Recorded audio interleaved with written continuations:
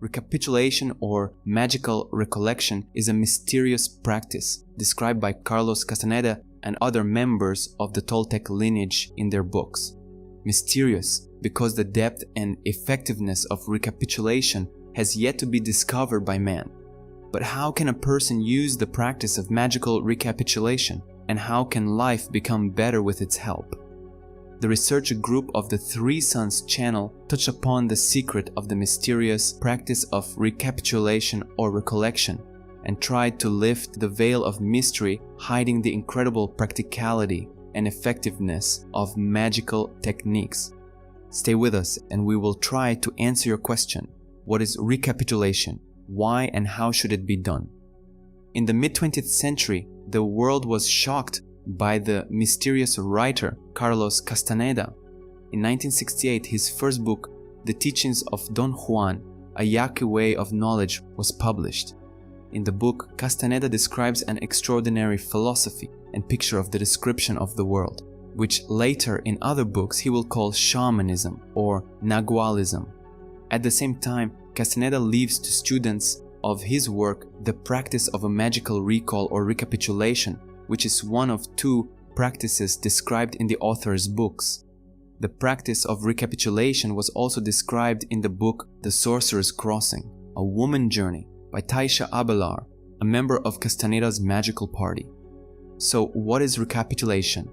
To answer this question, it is necessary to delve deeper into the understanding of the basic definitions of Nagualism.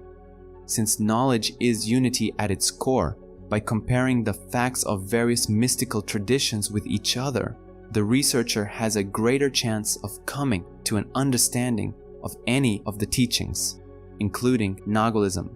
That is why, in the process of explaining the practice of magical recapitulation and its principle of operation, we will use terms and definitions that may be familiar to the widest possible audience.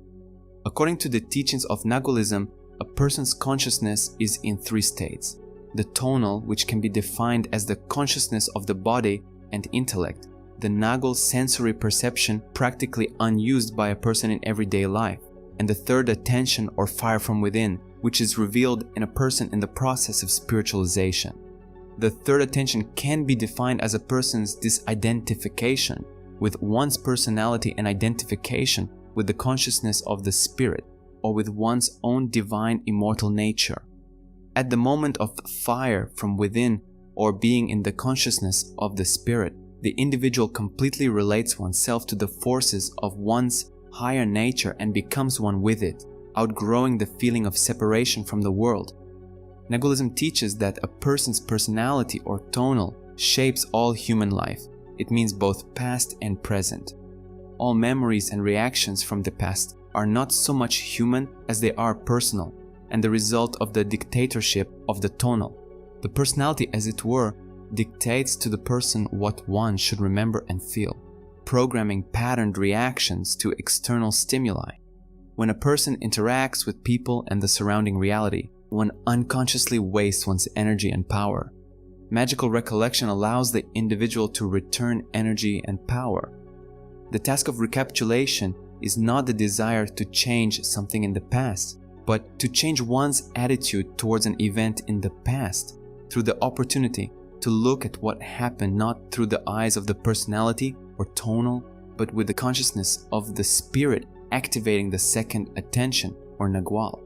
Thus, a person moves from the reactions of the personality in the form of emotions caused by the situation to the impulses of the spirit, which are recognized by the human soul in the form of deep, pure, and sincere feelings that form the basis of the nagual. Emotions anchor a person. Feelings are a manifestation of the power of the spirit in a person's life. Being a unique reaction, feelings free a person from the oppression of the despotism of an emotional fixed perception of reality, leading the individual to the revelation of one's creative, unique nature, which perceives the events of the past and present in the true light, revealing the nagual in a person. A person is accustomed to perceiving reality in the plane of the intellect or tonal, reacting to everything with emotions. It is necessary to learn to perceive the world in volume, perceiving the universe with the boundlessness of one's own feelings or the Nagual. It is to this mystery that the practice of magical recapitulation leads, returning the individual to one's energetic potential and developing clairvoyance or, in Nagualistic terms, vision. Tonal looks, the Nagual sees. Nagualism defines the perception of a person by the term position of the assemblage point. The position of the assemblage point on a person's energy cocoon activates the first or second attention. Attachment to personality and lack of knowledge of one's own divine origin fixes a person's attention on the tonal, fixing one's assemblage point in one single position. By disidentifying from a personality through recapitulation, a person returns the feeling of the presence of the spirit to one's own life. This is how the individual releases energy and perceives the world outside the personality, and the tonal makes the assemblage point mobile and, if necessary, fixes it with the help of intention in a new place on the cocoon, determined by a person, perceiving the world in a new specific way. A similar process occurs through the development of sensuous perception, which takes a person away from programmed and limited reactions to the world that have arisen as a result of concentration on one's own personality and human self-reflection. Thus, recapitulation reveals to the individual a huge part of the world and nature, which was hidden because of fixation on the tonal due to a purely intellectual and personal attitude towards the world. A person must be able to relate to what is happening not only personally but also rationally, clearly, impartially, mentally, and spiritually. This is achieved by the opening of the Nagual through, among other things, the practice of magical recapitulation. At the same time, Nagualism connects the practice of recapitulation with stalking or the skill of tracking. But who are stalkers tracking down? The answer is obvious. It is behavioral patterns of one's own personality. Stalking, like recapitulation, requires discipline. Discipline in the understanding of Nagualism is not exhaustion of oneself physically or mentally, but the ability to perceive and overcome all the vicissitudes of ordinary life. Don Juan Castaneda's teacher said that discipline is the art of awe. By connecting with the consciousness of spirit, a person experiences awe of the hidden part of oneself and the previously unknown side of the world. Thus, discipline is the ability to be in the spirit. It is spiritual consciousness and the ability to look at what is happening with feelings, or the heart that can greatly increase a person's receptivity and lead oneself out of the dead end that has arisen due to fixation on the tonal. New seers, through recapitulation, move toward the third attention or fire from within. The third attention is the revealed consciousness of the spirit, which takes a person beyond the boundaries of the individual. In Castaneda's books, it is written that in the third attention, seers dissolved in the energies of the world, maintaining awareness.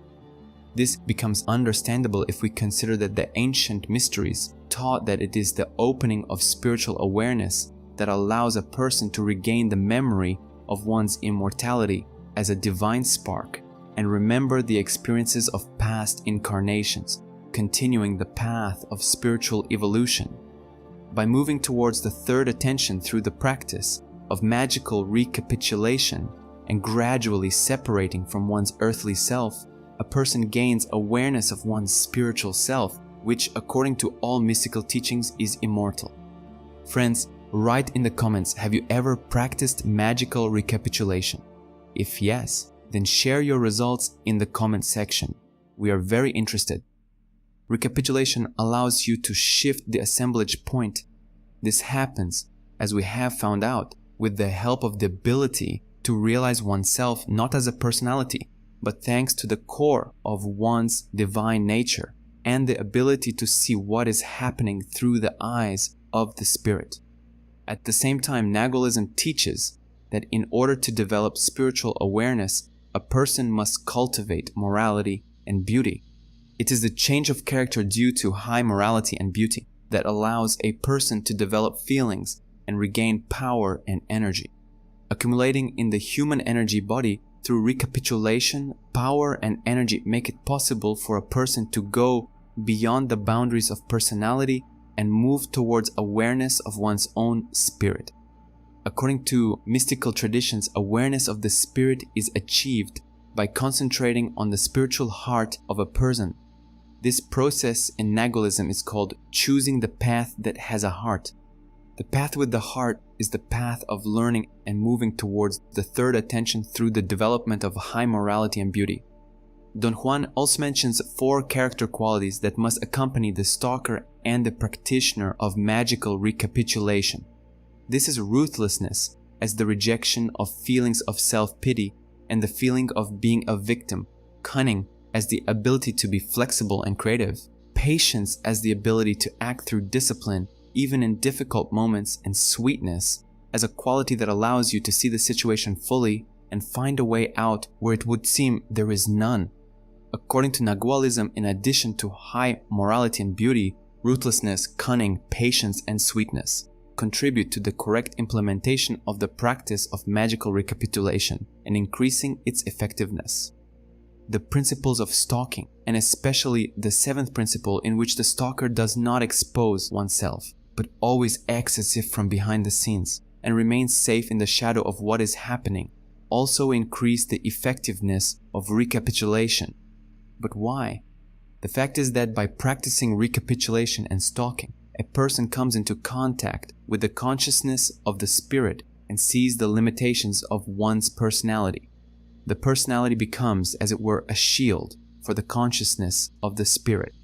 Completely guided by the spirit, the personality takes the entire blow of everyday reality upon itself, along with all its sorrows and joys. Therefore, being in the spirit, a person becomes inaccessible to pain and tragedies on the path, realizing that the stage of everyday life is given over to the role-playing of the personality, whose task is to collect all the applause or reproach of the public. The director of the life production, the spirit, remains behind the scenes, inaccessible to the impulsive reactions of the public. Such clear separation from the personality in any current moment allows the stalker, during recapitulation, to also perceive the recalled event through one's own spirit with the greatest clarity, bypassing the dictates of the tonal or personality. This is how stalking increases the effectiveness of recapitulation. The practice of recapitulation is essentially a meditative technique and is based on 3 key stages: preparation, which is choosing a key event, and practice itself, which is deep, natural breathing from the diaphragm and fanning the head from side to side in time with breathing. You can use the practice of magical recall by recapitulating both a single situation and a chain of situations in which you interacted with many people. Nagualism suggests that sorcerers recapitulate their entire lives. To do this, magicians made a list of people they met in their lives, moving from the present time to the very beginning of life. Events in such a list were classified by year, place of residence, areas of activity, and occupation. The list of events and people with whom interaction took place in these events was, as it were, a matrix for the mind, which served as guidelines for magicians when working with memories, looking through their entire lives. However, preparing the list could take several days or weeks. Magicians from the line of Carlos Castaneda were trained to practice recapitulation, reducing the sphere of stimulation around the body. They used small caves and even boxes for practice. Such a reduction in the space around the body, according to Sears, has a positive effect on the quality of recollection practice, allowing attention to fully concentrate on the perceived situation. So, let's start the practice. Sit in a comfortable position, straighten your back, close your eyes. Try to relax. While relaxing, try to breathe deeply using your diaphragm. You should not breathe hastily or shallowly.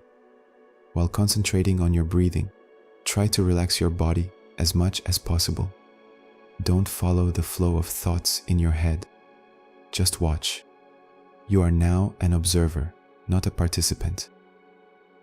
Start visualizing the event and the people from this event as clearly as possible.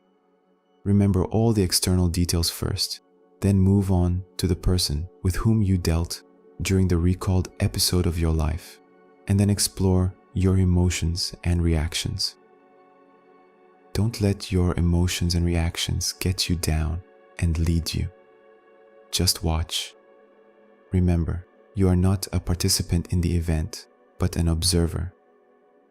Try to perceive the situation, not through your personality, but directly through the depth of your feelings. This is possible if you do not follow the judgments and reactions that arise in you during the memory. Become an observer. Just watch what is happening. As soon as you have restored all the elements and details in your memory, begin cleansing breathing and moving your head together with your breathing. Take a slow, deep breath, gently turning your head from right to left. Try to imagine how, together with your inhalation, you are returning the energy that you lost during interaction with the person and lost due to personal reactions to what is happening in the remembered situation. After a deep breath, begin to exhale slowly and turn your head from left to right. Feel how you are clearing your body of the energies left in you by other personalities from the recapitulated event. Continue to breathe and slowly turn your head. Breathing should be silent. Accompany the turns of your head and breathing with the movement of energy along invisible energy threads, stretching from the stomach to infinity. The more energy you manage to pass through by manipulating these threads, the stronger you will become. During recapitulation, your mind examines the event from beginning to end, while the body, with the help of movements of your head, sort of fans or sweeps away, again and again, everything on which the mind and personal attitude are focused. This is how you regain your energy and give energy that is foreign to you to the world and the event you are remembering. Continue to blow air over the recalled picture until you have absorbed all the energy that you left there and until you have returned all the foreign energy that accumulated in you during the recapitulated event. Breathe and make sweeping movements with your head. Feel that your perception of the recapitulation event has changed. You have become lighter and stronger. Once you have achieved a feeling of lightness and direct impersonal perception of an event, it means that you have reconsidered this event. You can move on to the next event or open your eyes.